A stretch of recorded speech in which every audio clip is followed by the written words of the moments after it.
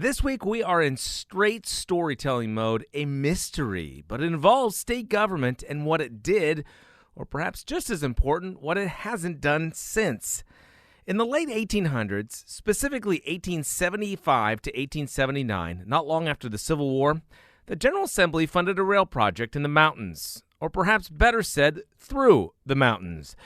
It changed the western part of the state forever, but it came at a cost. They were almost all former slaves working on the rail, much of the work by hand, and they were all convicts, but many likely wrongfully convicted or had much longer sentences than their white counterparts. You might remember in 2020, I met with Marion Mayor Steve Little to talk about it. He's been researching and fighting for justice for this for 4 decades now. Well, I recently went back for unbelievable access as they brought in a human detection dog to see if they could find some areas where the bodies of the dozens and dozens and dozens of convicts died and were largely just tossed aside.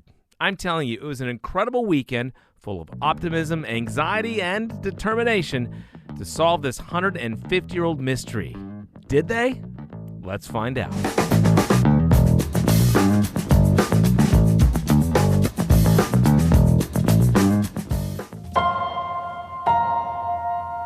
On a cool February Friday, after a day of soaking rain,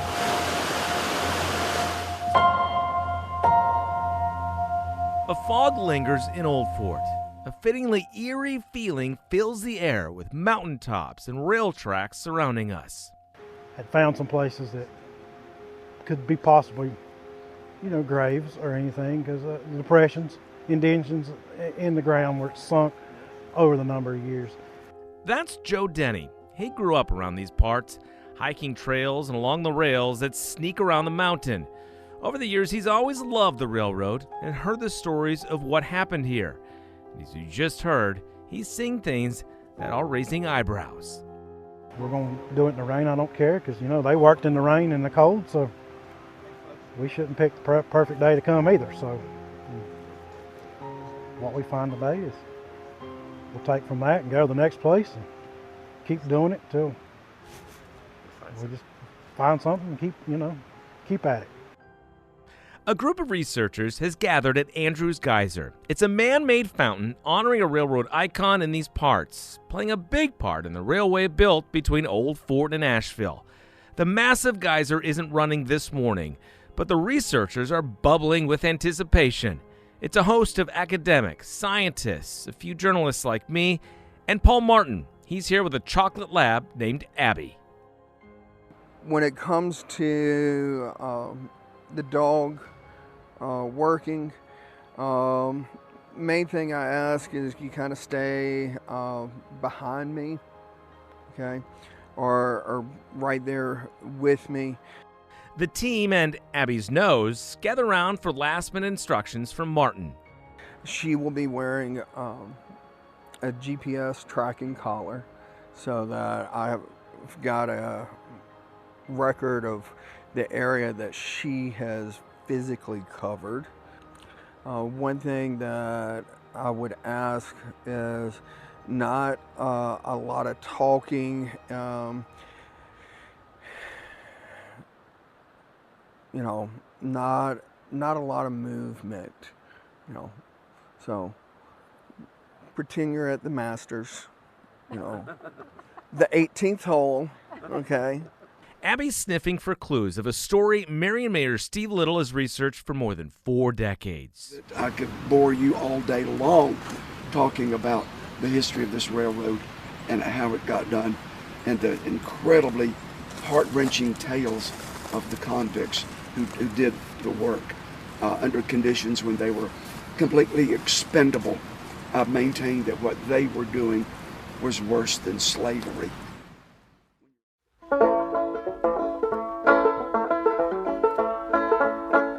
I'm going back to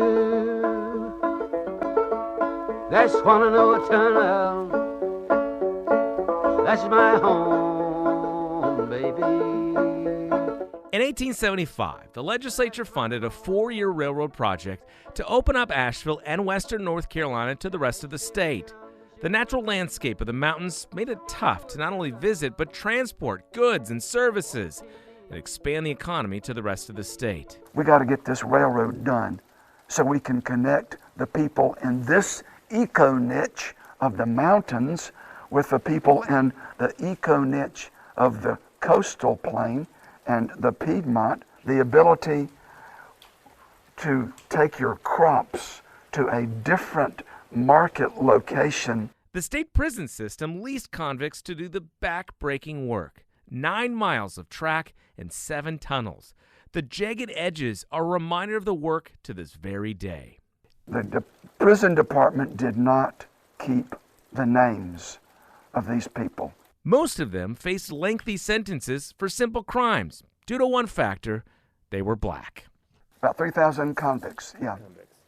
And a large majority of them were former slaves. Probably 98% were former slaves. Those who were old enough to remember probably would have thought slavery was terrible, but this is worse. We first met Steve Little in late 2020. He was pushing for a memorial for the 130 to 300 convicts who died in the harsh conditions, often at gunpoint.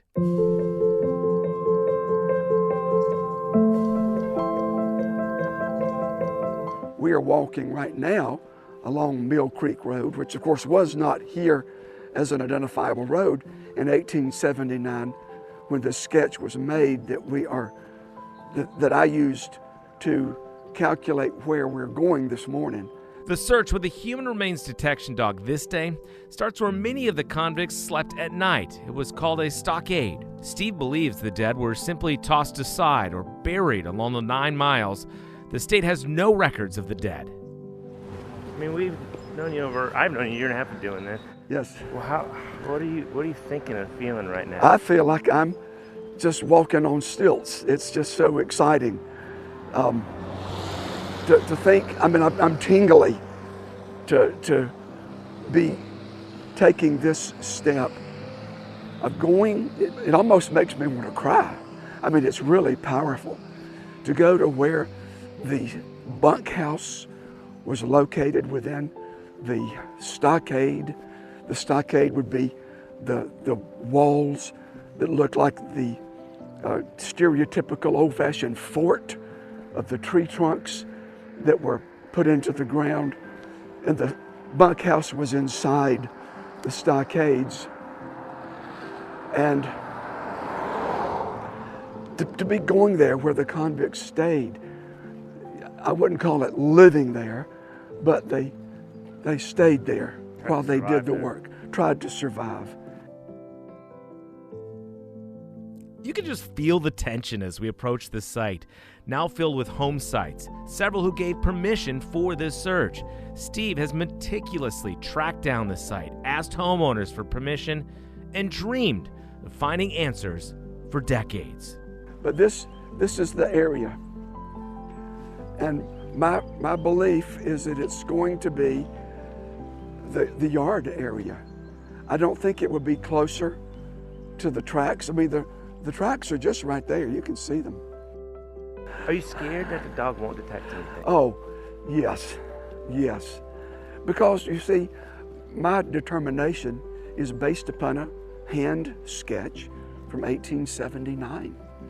And looking at the curvature of the track in the spot where this sketch places the stockade, I'm able to determine the general area where I believe the stockade was.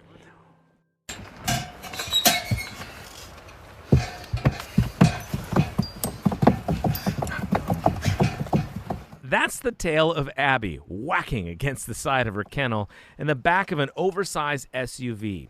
We sit in silence. Only the sound of archaeologist and dog handler Paul Martin softly echoing the distance as they begin searching the yard of a single-family home. You ready to go? Let's see. Leave it. Let's go. Get to work. When Abby detects human remains odor, she will work the space, sniffing, pacing, and when she's certain, she will sit. Keep working. But after 45 minutes, a lot of sniffing without a single sit. Let's go.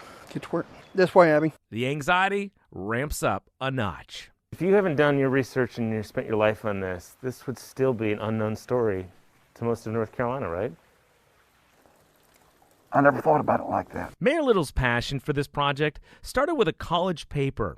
4 decades later, it continues. Boss man said, now get your tool and get to work. He even performs a one-man play about the rail work by the convicts. We couldn't do nothing. In 2020, we're here to ask permission. He and a UNC Asheville professor got permission and began to raise money for a memorial. We have to acknowledge that people who made contributions were ignored because of their race.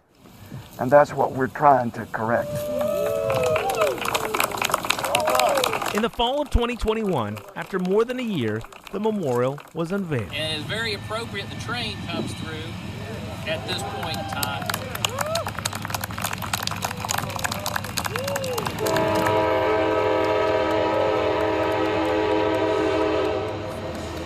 With a train horn coming around the bend to honor the moment. We met with Steve at the monument on this February 2022 day. This monument has 2 front sides. This is the west front. The other is the east front. That was our deliberate purpose as we talked about it, because we don't want to delegate or to denigrate either side to a lesser status. This listing of names is every bit as important as the information on the other front side. Significant research finally led to some names who are now etched in stone on this rugged river rock memorial, standing at least 5 feet tall and 5 feet wide. These were people. These were the individuals, the humans who were out there. George, Zebulon, Thomas, Jesse, Noah, Susan. There were some women. There were some women prisoners who worked up here. How did you guys come up with the names and determine that? There were some newspaper articles, as odd as that sounds now. There were some newspaper articles. There was a newspaper printed in Statesville, North Carolina, that covered all of western part of the state. And occasionally there would be a little 2 to 3 inch article that would talk about railroad construction, because everybody wanted to know what was going on with that railroad these crazy people are trying to put up into the mountains, because there were many naysayers who still thought that'll never happen. It's too steep. They can't make it work. But work was going on, and it did, of course. The rock work itself was prepared by Paul Twitty. Paul has become a good friend. Paul is a 4th generation African-American rock mason from McDowell County. He and his friend Jimmy Logan, who also worked to put this together, they gathered rock, some from Mill Creek. You can hear the roar of Mill Creek right here. Some from just the area to build this. There are a few railroad spikes that are embedded. That was Dan Pierce's suggestion to do that. I saw in the video, I saw someone, a black man, kneel in front of this as soon as the ceremony was over. That was Jimmy Logan, one of the 2 men who made it. Powerful, powerful, as he kneeled and raised his hands to utter a prayer as the cover was removed to reveal this magnificent display. Did you think that was the end? I did. I thought, we have finished our task. We have accomplished our goal. So it felt really good. There were about 250 people here on that beautiful, sunny Sunday afternoon, September the 17th, and 2021. And it was marvelous. And I felt, this is so great, we've done this. And then one of our group said, but wait, I know a man, his name is Paul Martin, and he is so talented. He trains dogs in human remains detection. He is an archaeologist with archaeogeophysical specialty in doing this. We need to see if we can get confirmation of the burial of some of these people. So we're back.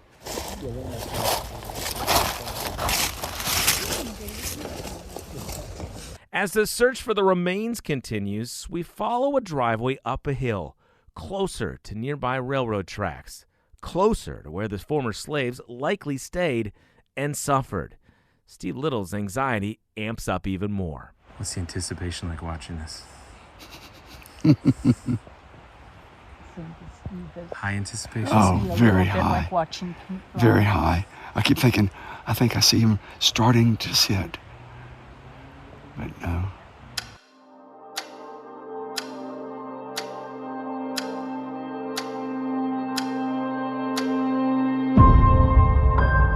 Then, after all the anxiety and a creeping doubt, just before lunch, She's pulling her nose up that hill. the dog senses something and does something these researchers and Steve only dreamed about. Good girl. We're done. A final response, a subtle and almost quiet moment in person, but just think of the gravity of what this dog may smell.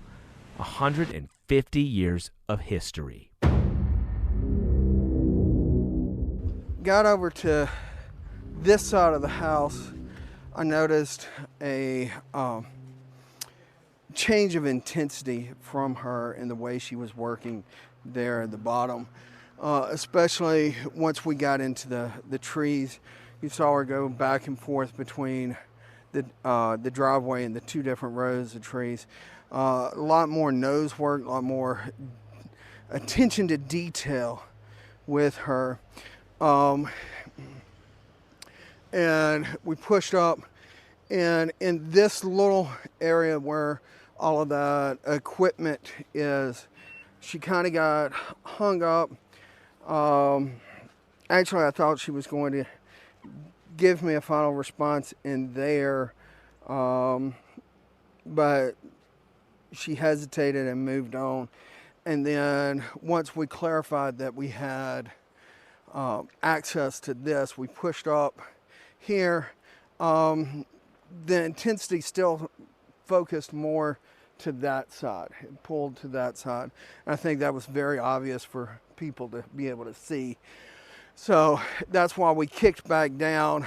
Now, where she gave her final response was actually on that section of tree that's been cut, that huge tree there, on the upper end of it. So again, I think it's going, at least in that bowl, that's where she's getting the strongest concentration of odor. Now, you may be asking yourself, odor, what does that mean? Well, after a century, it's unlikely any big bones or complete remains exist. Abby is a 3-year-old chocolate lab that does nothing but human remains detection. Toward the end of day one, I spent some time talking with Paul Martin. We focus mainly on older burials for historic and cold case type investigations. To learn more about how this works and Abby's incredible sense of smell. Part of that is the region of their brain that is devoted to odor and smell, or odor recognition and smell, is a lot larger than what ours is proportionally. Also, the overall length of the olfactory pathway, their nose, is much longer than ours. And then when we start looking at the true neural connections, where ours comes into this nice single branch and connects with the brain, theirs actually connects into the brain almost like a spider web. And they're constantly replacing those neurons.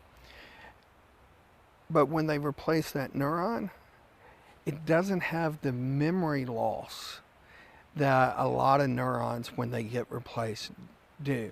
Martin's trained dogs for more than 2 decades, but an interest in old sites also led him to advanced degrees in anthropology. He's one of the few handlers in the country focusing on historic cases like this. We're still in the process of working out all the parameters. We're in the process of working out the best practices on how to truly deploy the dogs in these type of situations. And more importantly, for the last decade, it's really how do we deploy the dogs and truly partner it with geophysical, the shallow surface geophysics with ground penetrating radar and magnetometry and things like that, so that we've got a better understanding of what's truly beneath the surface before we ever put a shovel or a trowel in the ground or on the ground. So back to the question, how the heck does a dog detect remains more than a century old? Turns out even without bone fragments, there's an odor. One of the things that I found fascinating is that even though that soft tissue might be completely gone, as it breaks down, it's basically creating a chemical change in the soil.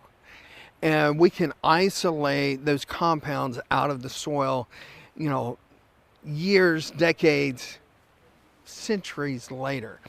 And what we believe is happening is the dogs are recognizing that, we've got these compounds still present here in the soil, even though we don't smell it.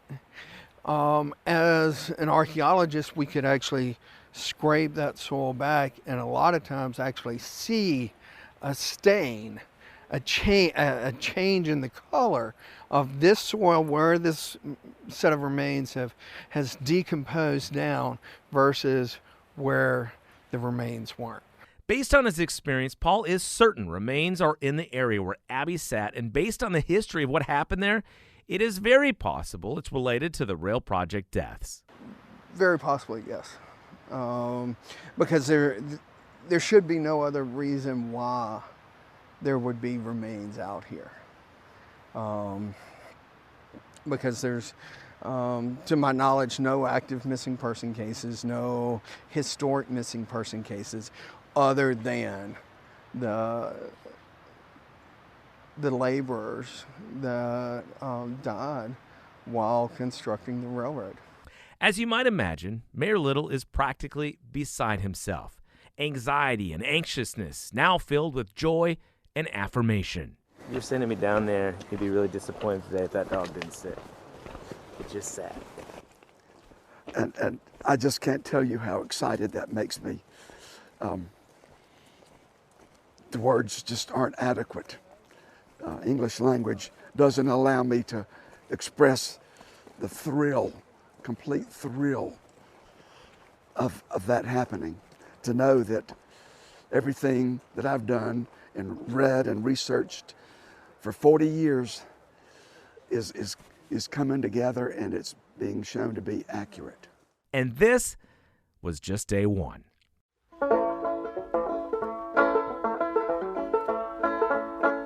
I'm going back to This song, Swannanoa Tunnel, that Swannanoa Tunnel. That's my home, baby. it was a tribute to the rail work that happened in these mountains, work by convicts to open up western North Carolina to the rest of the state. Asheville Junction.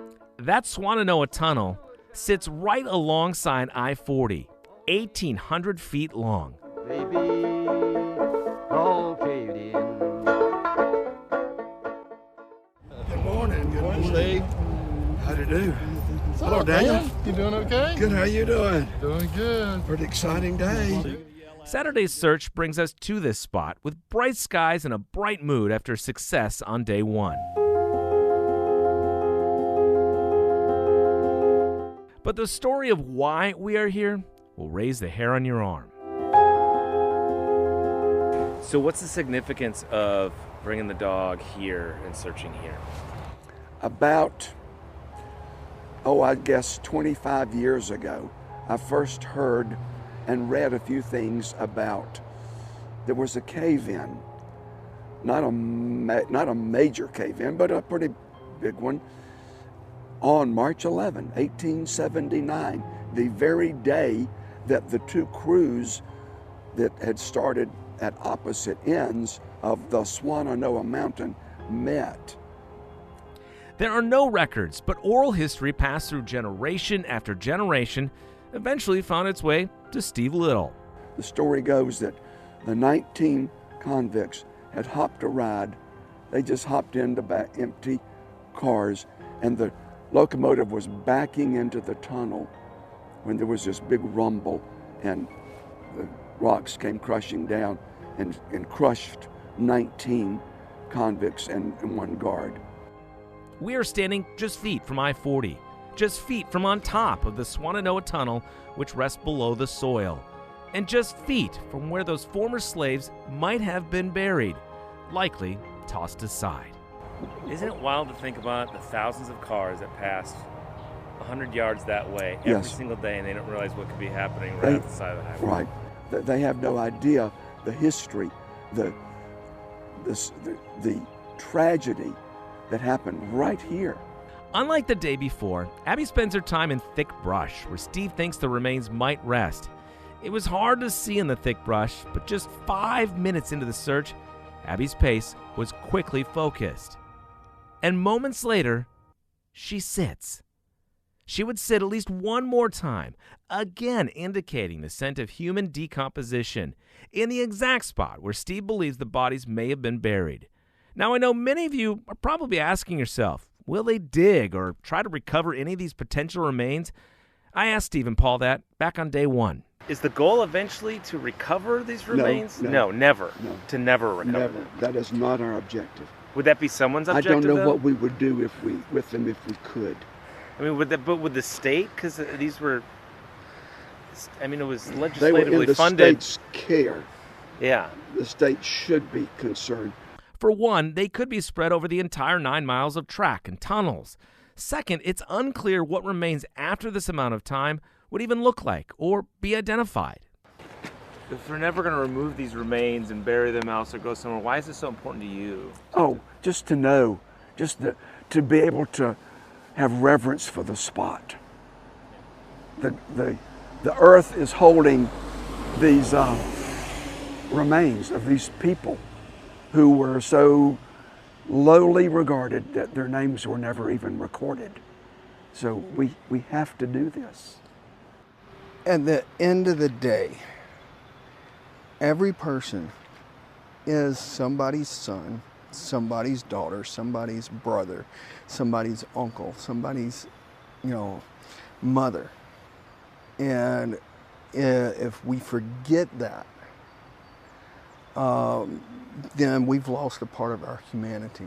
And I think that's something that we as a society need to remember a lot more, is that person we're talking to across the counter sometimes, across the end of the phone, is somebody's mom, is somebody's dad. So, same thing with these remains that were left. The team plans to bring more dogs and map out the areas in the months ahead. Here, I'll fill the screen and you'll get it. More scientists with special equipment could further confirm remains below. But more than anything, Steve wants recognition from the state, not for his work, for the men and women who gave their lives, who built the rail and changed Western North Carolina forever. So let me ask you this. This was a state-owned and funded operation. Yes. With the convicts in the state's care. Yes. What do you think the state's responsibility is in this now? And do they need to own up to this, to do something? What do you think? The state needs to acknowledge it. The state needs to realize we were in charge. Our predecessors were in charge of their care. It was our duty to provide them more than we provided.